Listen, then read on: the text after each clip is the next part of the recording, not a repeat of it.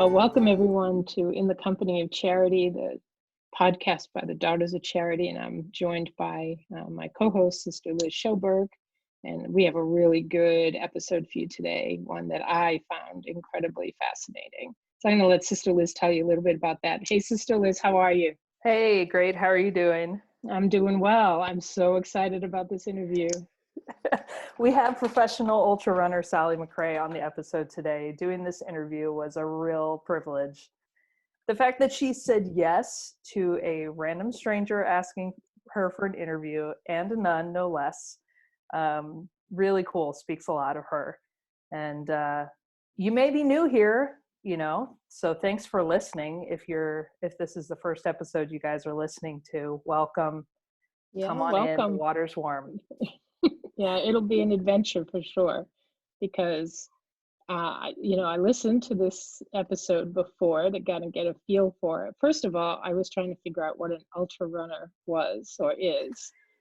And I thought, I don't know if it's just your accent or my Boston accent coming back, but I was like, what is she saying? And I got She ultra. runs ultra running, longer than a marathon. I said, she runs like 100 miles from a desert to a mountain, something crazy, just to do it. And she loves it. And, when we were talking about it earlier, I said, like, 100 miles, like, do you stop, sleep over somewhere, get some rest, keep going?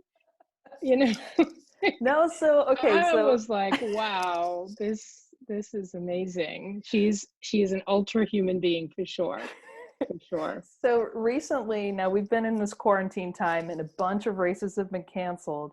But Sally and some other professionals and a lot of random other people as well took part in this quarantine backyard ultra, wherein they ran 4 miles every single hour until everybody dropped out and the last person ran, 250 miles or some crazy thing. In their backyard? Well, they just did it in the neighborhood or around wherever they were. But, these people do it. And Sally just decided she was going to do 100 miles in 24 hours. And it's just amazing. Amazing. Yeah.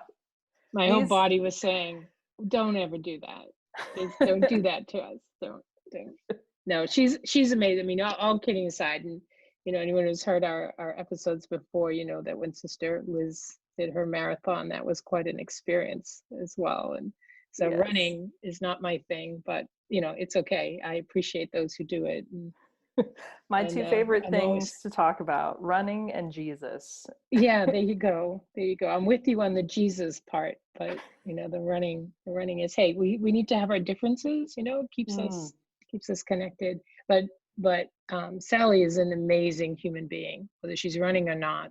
She is an amazing human being, just a beautiful soul and an amazing story of just accomplishment, but also of just hanging in there with some really difficult times in her life. And I think everyone who listens will just be really, really incredibly inspired by her. I just found it fascinating and, as I said, inspiring, and didn't make me want to be a runner, but certainly makes me want to be a better human being. Yeah. Absolutely. And like I said, if you're new, welcome, and take a screenshot of the episode or grab the link and send it to somebody who would be appreciative of it. Share it on social, put on your Insta, all the things. Yeah, we would greatly appreciate it. Share it. Send it 100 miles. Send it from the desert to the mountain. Do it. We love you guys. Thanks for listening. Enjoy the episode. Enjoy.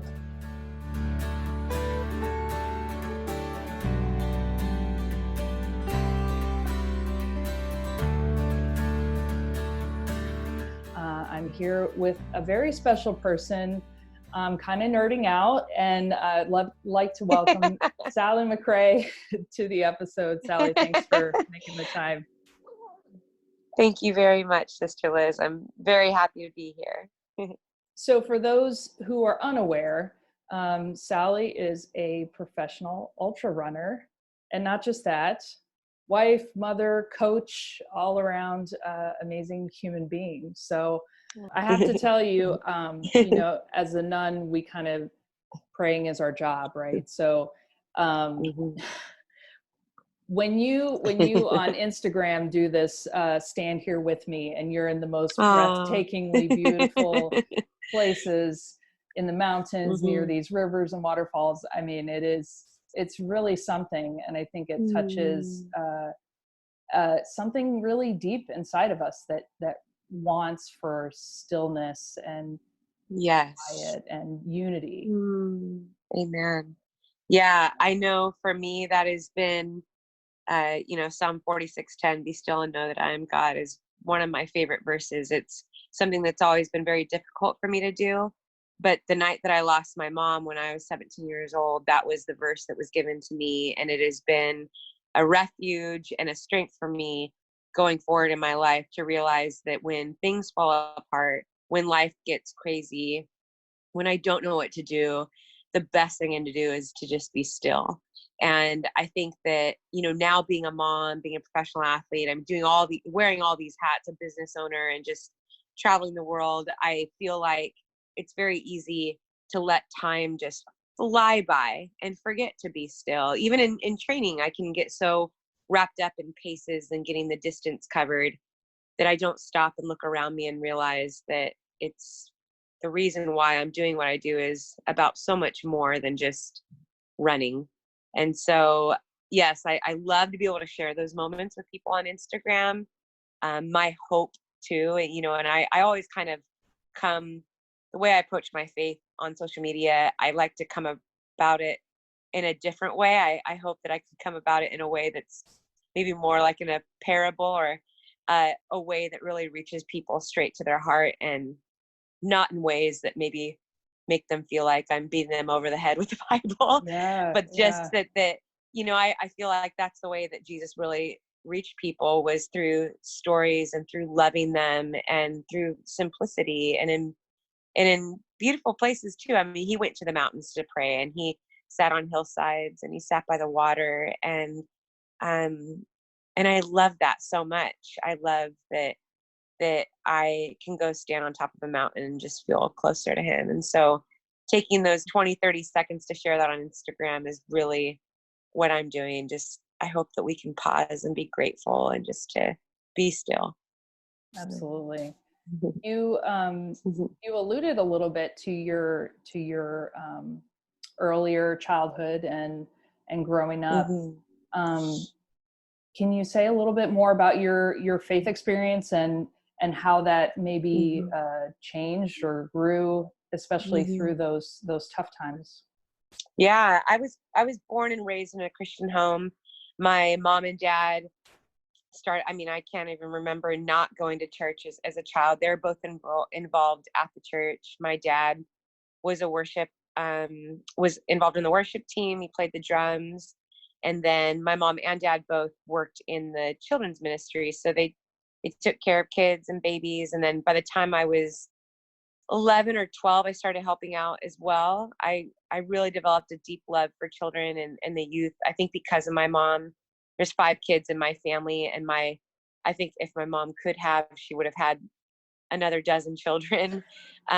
She had the 5 kids, but then was always babysitting too. And then in the evenings, she would go to church and take care of the kids during the services. And then on the weekends, the same thing. So she just loved children so much. And that really was her heart. And I think that my faith really grew because of her. We would talk about God all the time.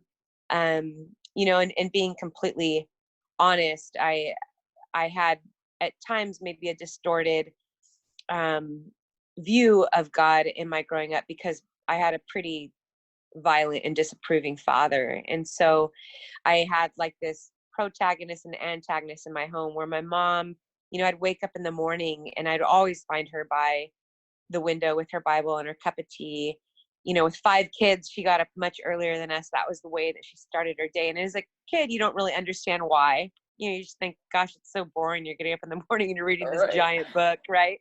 But now looking back, and she passed away so young. She was only 43 when she passed away. But now I look back, I'm like, wow, that was her starting her day. That was her strength. That was how she rooted herself, and she prayed for her children.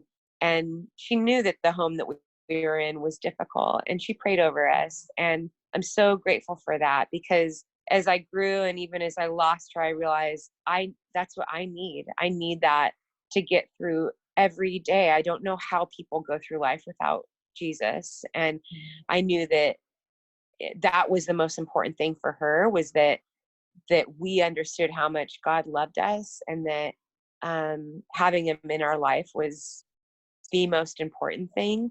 And so the older I got, the closer I became to my mom, because she tried in every way that she could to really protect me and love me and remind me of who I was in Christ, and to always be bold and confident in that I didn't have to worry about what other people said about me, or even how my dad treated me, or the horrible things that he would say to me. That if I could be bold and just believe in who God said I was, that that it would have a great impact on my life. And it did. And so, as we neared the end of her day, she had cancer. So it was, we knew that she was going to pass away, and we didn't have very much money growing up. So we didn't have health care. And really, when they found out that she had cancer, it was already terminal. So there was no chance of saving her. So it was very sad. And, the last few months that we had with her, I had many really good conversations, and most of them were wrapped up in faith and how important that was, and realizing my mom knew that life was going to be hard for us. She knew that she would not be a part of my high school graduation, or when I would get married, or when I'd have my first child. And that was extremely difficult for her. And so instead of, talking about, I'm gonna be so sad that I'm not there, it was, you need to be strong, and this is how you're going to be able to walk through these storms, because it will be hard. And I'm not going to be there with you, but God is always with you. And so I'm not saying that it made it easier watching her go, and I'd love to say that, those years after were peaceful, but it got increasingly difficult, those couple years after she passed away. I mean, I grew up so fast. I became guardian to my siblings a year later. There's 5 of us. I'm the middle child, but my 2 older siblings kind of took off. It was very difficult to see her pass away. They didn't want to be around my dad, and so I was kind of in charge of my little sisters. And then my dad was arrested for child abuse and was taken away. My sisters were then taken away for about 9 months, and I had just turned 18, and my mom had only been gone for a year.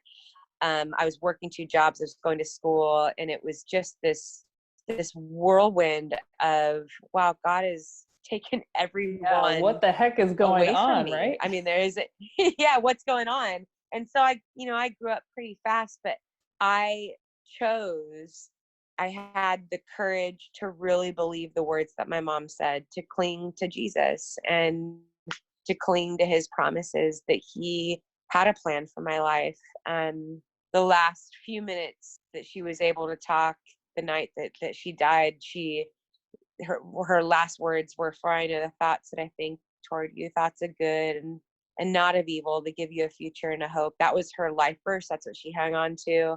And so I hung on to that too. And even in the tough days that followed her death, it was, all right, I'm going to choose to believe that there is a future and a hope for me. But right now it just feels like storms.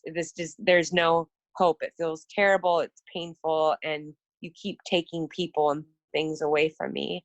And my faith was really challenged. And it went through just a very trying period. With every heartbreak, the Lord brought great people into my life. So it was family, friends, and then just people in our church that were praying over me. And I realized how powerful prayer was.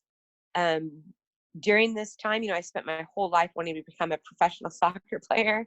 Right. And instead of becoming a soccer player, I quit soccer. I didn't respond to any of the letters that came my way. I was playing on a pretty good club team, and I had letters coming in from all over the nation, interest in me.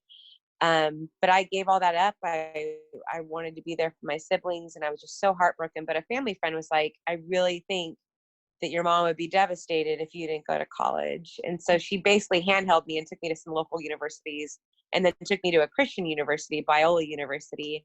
And I was like, I do not want to go here. This is not where I dreamed of going, but it was exactly where I needed to be. And, you know, looking back, I realized like, wow, God really orchestrated every step. You know, just because my mom passed away didn't mean that God forsake me. You know, he left me.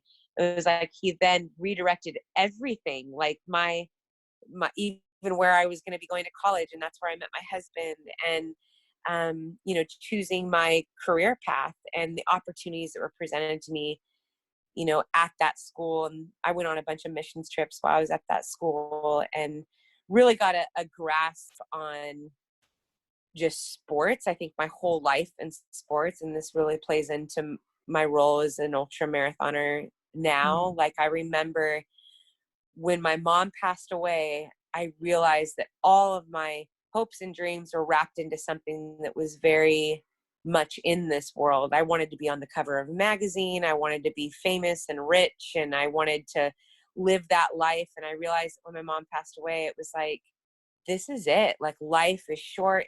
It could be taken away at any moment.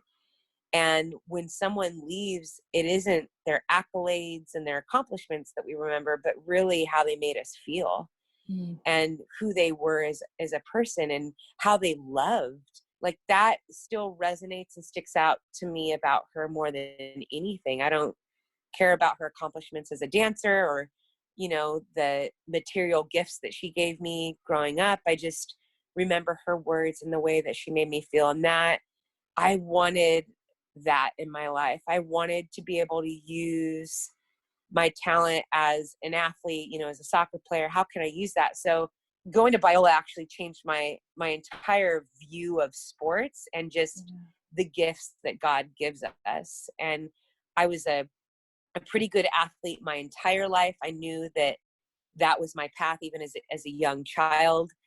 Any sport I was put into, I was really good at. And so I just chose soccer. But when I went to Biola every summer, I would sign up for these missions trips. And I realized that whether I was working in an orphanage in Ukraine or in Mexico, or I was in South Africa, that soccer was a way to connect with people.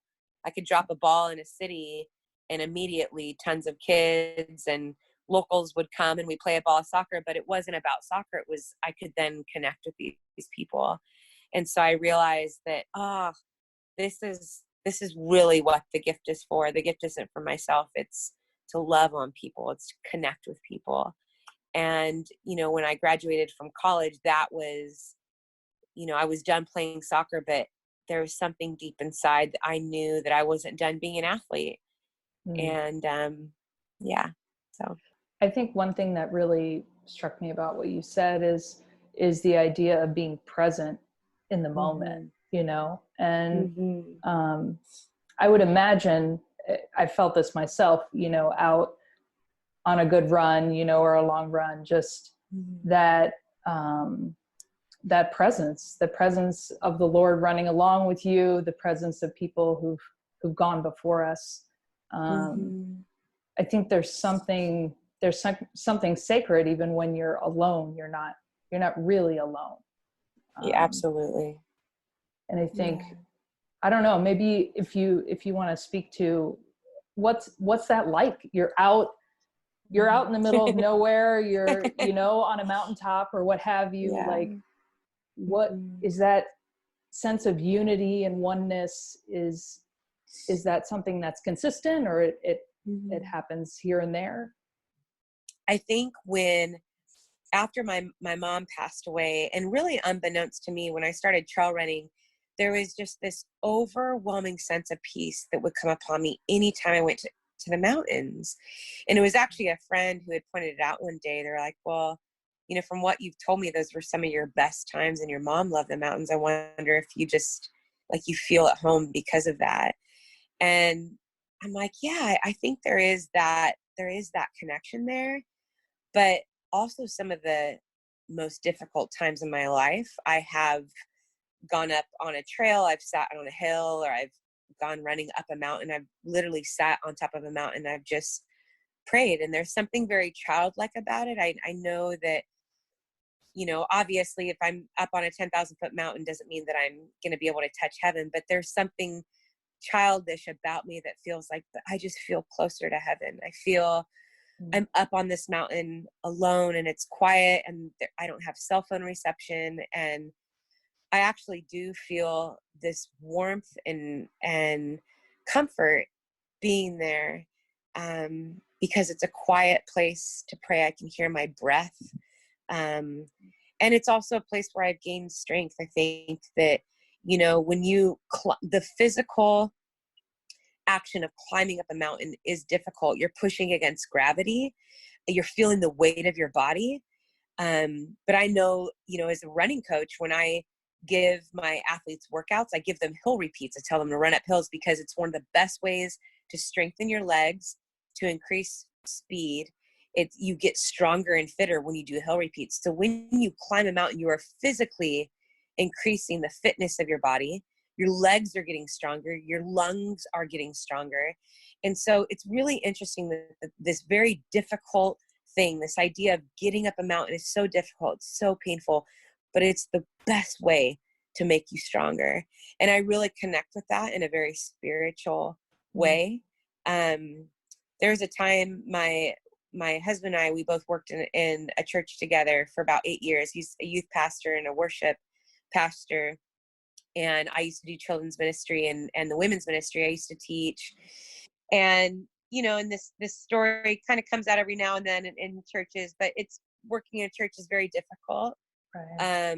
And I went through just an extremely difficult time while I worked in the church in the church, and came under some attack by some friends. And it was just, a lot of it was very terrible jealousy. It was not good. It was just a really painful time. And so I decided to not work in the church anymore. And this is before I was a professional runner. In fact, before I was trail running, but I wasn't pursuing it professionally.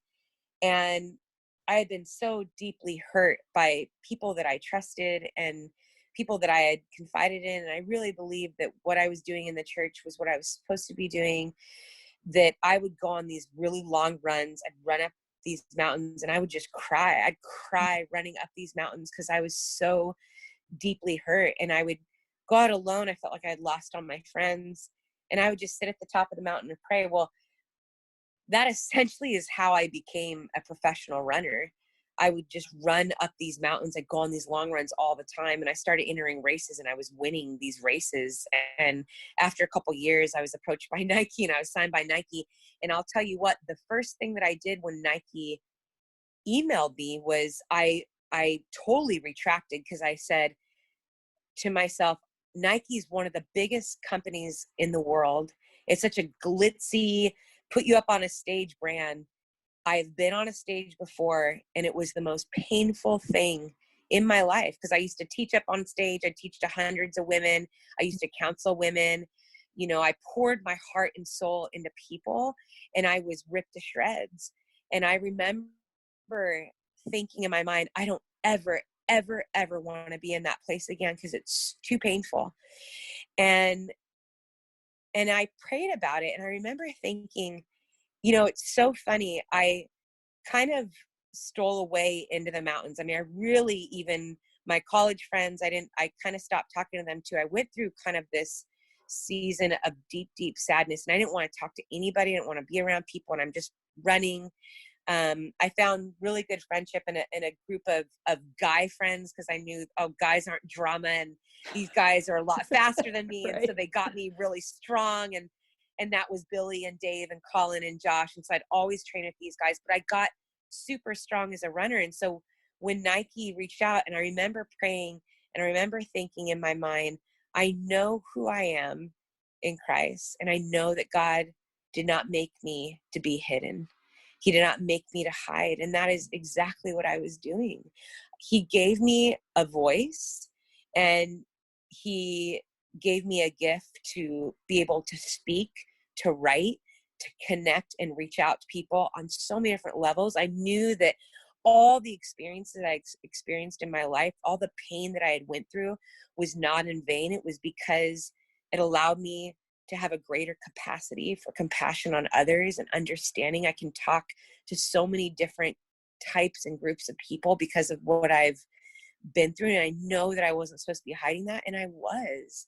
And so essentially I was afraid of signing with this brand because I didn't want to be known. And, I talked to my buddies about it. I sent them the email. I go, what do you guys think? And they're like, yes, respond. Come on. Just do it. And so, and so I responded, and, it definitely changed the whole course of my life, but that is really why, my running is, I think it is pretty different the way that I approach it, even next to my competitors and my friends that race. I know that I'm not running just to get on the podium, as fun as that is. And I do love it. And of course, all my sponsors want me to be on the podium, and I do. Sure. But at the end of the day, my greatest hope, and I know that my life is and calling is being fulfilled when I'm able to love on people through running. Running is just the excuse to connect with people all over the world. And I'm invited to races and events all over the world, all throughout the year. In fact, I'm invited so much I can't do them all. I mean, I have to really choose where to go and where to speak and where to race. And I'm not the best trail runner in the world by any means. I mean, there's so many, tons and tons of women that are far better runners than I am. And so when I'm given these opportunities to go to these races, I know that it's not just the reason to race. I know it's to love on people and to connect to people, and to use my running for something that is far greater than me, far greater than a medal. So. I think, there's this notion, and not just Christian circles, but general public, that, if you do X, Y, and Z, like as a Christian, okay, I go to church, I pray, I do read my Bible, everything is supposed to work out for me, Yeah. The doors will open, the path will become clear, I won't have much drama. And I think it kind of leaves out the idea of, the other part of Jesus's message is take up your cross and follow me.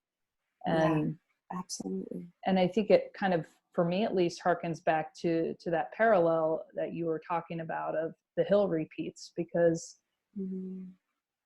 God doesn't wish bad things to happen or make bad things happen. But these are sufferings that we go through, or things happen in life, and you can choose to be, I guess, drowned by it, or let it overtake you, or to integrate it like you have, and let it become something that can be beautiful, which is kind of crazy to think about, the fact that the sufferings that we've been through can turn into something really beautiful and a ministry towards others. And God bless you for that. That's really amazing. Thank you. I don't think there's, it's like I was sharing earlier, it's, on social media, my greatest hope is to reach a wide audience. And so, I try to do it by telling stories and sharing beautiful pictures and with captions that, it's funny because people, when I write something, people be like, oh my gosh, I'm crying. This is what I needed to hear. I needed this. Thank you. It's inspiring. And it's, deep inside, I'm like, this is completely based on scripture. Like, this was inspired by scripture. Like, this is actually not even my idea. It's not something I made up. I can't take any credit for it, but it makes me just so overwhelmed with joy, realizing that, these are actually God's words. Like, he loves you. He sees you. Like, you were made to be courageous and to be brave, and there is great purpose for you. And if no one has told you today, you are so loved. And, it's just, people yearn for that. People yearn to be seen, to be known, to think that their lives have meaning. And people want to be loved. I mean, we live in a world where we feel like we're so connected through social media, but people are actually lonelier than ever. And, it is just my desire to be able to use running in that way. And, to think back when I was working in the church, I really felt like I had arrived. I felt like this is what I'm supposed to be doing.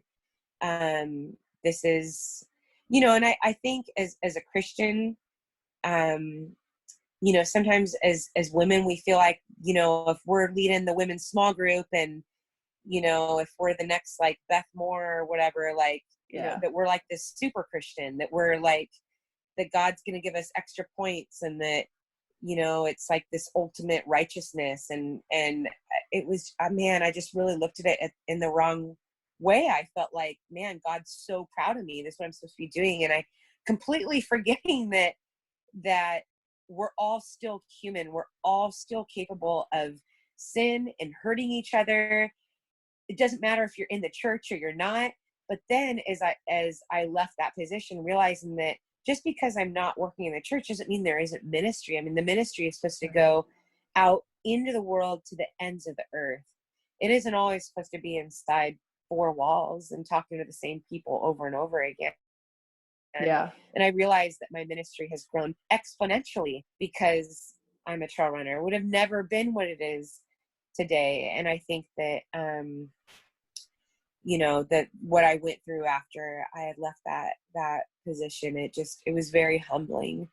I think I had a lot of self-righteousness in me too. And I think after being completely broken, realizing that, wow, God has so much more. We can think of the best dream and idea of this is it, right, God? And God's like, oh yeah, that's what your finite mind thinks. But like, right.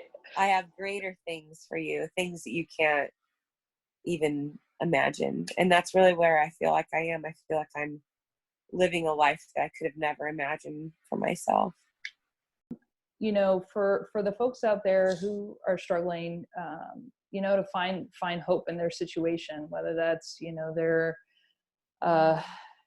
just thinking about starting exercise, or they have lost somebody, or, they struggle with depression or some other anxiety issues. What would you have to say to them based on your experience? Yeah. There's this, there's a phrase I like to say, it's keep your heart up. And, it goes twofold. One is in running, but also just in life. And I came up with this phrase because I used to teach these running classes, these biomechanic classes, where I'd help people improve their form, which then would make running a little bit more enjoyable. But I used to tell the group that I was coaching at the time, I'd say, hey, one of the things you can do if you stand tall when you're running, you mentally feel better. Sometimes when we get really tired, we physically start to slouch. Our shoulders come down, our spine starts to curl. We start staring at the ground. We're focusing on how bad we're feeling. I go, but your posture is so powerful. I go, so stand tall. And I realized that sometimes when I tell people to stand tall, their shoulders would come really far back, and then they kind of look awkward. They're almost like leaning back. So then I thought, man, I need to give them something to connect with that would be more natural. So I came up with the idea of, just kind of stick your heart up a little bit. If you stick your heart up and point it toward the finish line, then you're going to feel better. You're going to look better. And I promise you, that is the direction that you always want to be going in. You want your heart pointed toward the finish line, because the reality is that when you set out to do anything, whether it's a race, it's your work day, or just life in general, you are going to encounter things that you aren't going to expect. And you're going to hit hard times. You're going to hit bad weather. You might twist an ankle. Your stomach might not feel good. But whatever it is that you're in does not last forever. So keep your heart up. And on the spiritual side of that, it's realizing that when my heart is pointed toward heaven, I'm not so focused on what is going on beneath me. And I think that when things are really tough in life. I remember, you know, when I lost my mom, when my sisters were taken away to a group home and my dad was taken to jail, it's so easy to turn inward and down and just to focus on woe's me and to stare at my feet and just to be just stuck in my pit, in my thing. But as soon as I turned that heart up to heaven and up to God, and I realized God knew all of this was going to happen before it happened. And he can see the beginning, the middle, and the end all at once. And so that's where my heart needs to be. It needs to be pointed at the finish line, because there's only one finish line in life, and that's heaven. And my hope is heaven always. And that really is what keeps me moving one step in front of the other. It's not a medal. It's not, you know, accolades and people cheering me on and, oh, the words that the people are going to say about me. It's, I want to get to the one finish line that matters. And if my heart is pointed toward heaven, then my mind is also going to be rested on things that matter. And that is remembering who God created me to be, and that his promises are true and lasting, and the only thing in life that we're able to stand on. He tells us that he has a future and a hope for us. He tells us that he will never leave us or forsake us. He tells us that we are fearfully and wonderfully made. And you know what? He says it about each and every one of us, not just a couple of us, not just people that are on magazine covers or good athletes or good in their careers. It's everyone. And so keep your heart up. Yeah. I feel like I just went to church. I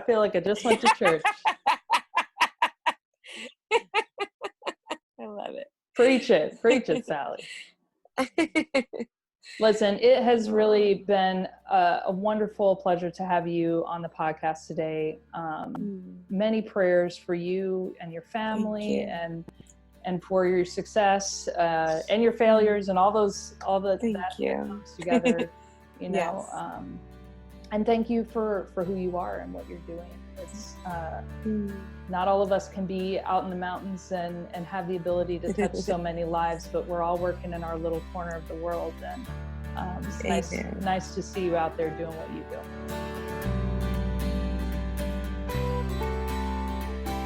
This has been In the Company of Charity podcast. Thanks for listening. We'll see you next time.